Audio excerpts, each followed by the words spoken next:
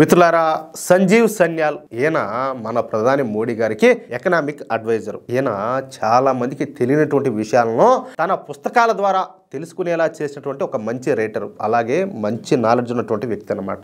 ఆయన ఈ మధ్యనే జరిగినటువంటి న్యాయ నిర్మాణ్ 2025 ఈవెంట్ లో మాట్లాడుతా సుప్రీంకోర్టు నిర్ణయాలు ఏ విధంగా భారతదేశ వికాసానికి అడ్డుపడుతున్నాయో చెప్పినాడు. ఆయన ఏదో గాలి మాటలు మాట్లాడాల, అర్థమవుతుందా? అందుకు కలిగినటువంటి కారణాలు కూడా చెప్పినారు. కోర్టుని వెకేషన్స్ అంటూ క్లోజ్ చేయడం, అర్థమవుతుందా?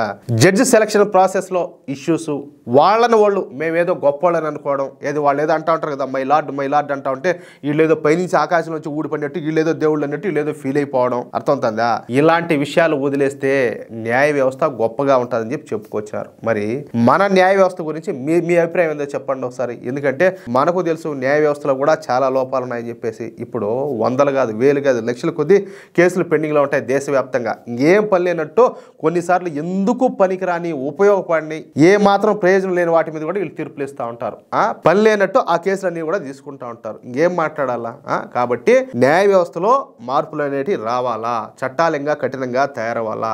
ఇప్పుడు మీరు కూడా వినే ఉంటారు, ఏది జడ్జెస్ కోసం ఈ కొలిజియం వ్యవస్థ అనేది ఒకటి ఉన్నది. అంటే ఇప్పుడు మన ప్రధానమంత్రిని, చివరికి రాష్ట్రపతినే మనం ఓటింగ్ ద్వారా ఎన్నుకుంటున్నాం. మరి ఈ న్యాయ వ్యవస్థలో ఈ జడ్జెస్ ఎందుకు మనం ఆ విధంగా ఎందుకు ఎన్నుకోకూడదు అంటాలే. అంటే వాళ్ళు ఎవరు డిసైడ్ చేస్తే వాళ్ళే జడ్జా?